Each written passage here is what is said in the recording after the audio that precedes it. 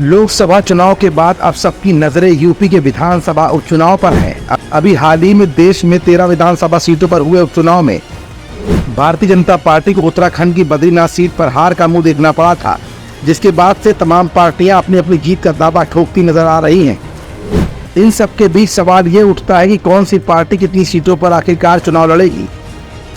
इस बड़े सवाल का जवाब आज की इस रिपोर्ट में हम आपको दिखाएंगे भी और बताएंगे भी। दरअसल उत्तर प्रदेश में 10 विधानसभा सीटों पर उपचुनाव होने हैं। भले ही एक तरफ कांग्रेस और समाजवादी पार्टी इंडिया गठबंधन की एकता की बात कर रहे हों, लेकिन अजय राय के बयान के बाद इंडिया गठबंधन में सियासी घमासान मच सकता है। कांग्रेस यूपी प्रदेश अध्यक्ष अजय राय ने कहा कि 10 में से 5 सीटों पर कांग्रेस की तैयारी है और आगामी उपचुनाव में कांग्रेस 5 सीटों पर पूरी ताकत के साथ चुनाव भी लड़ेगी। वहीं 5 सीटों पर समाजवादी पार्टी चुनाव लड़ेगी और हम साथ मिलकर चुनाव लड़ेंगे।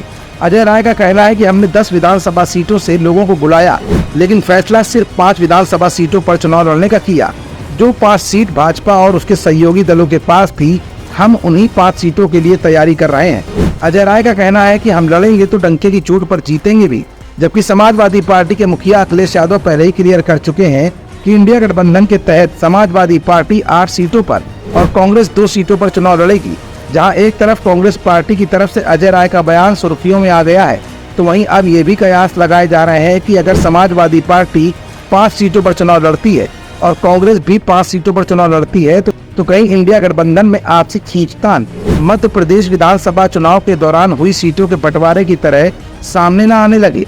फिलहाल ये साफ नहीं हो पा रहा है कि समाजवादी पार्टी कितनी सीटें कांग्रेस को देने पर सहमत होगी, क्योंकि लोकसभा चुनाव में बेहतरीन प्रदर्शन के बाद कांग्रेस काफी एक्टिव हो गई है।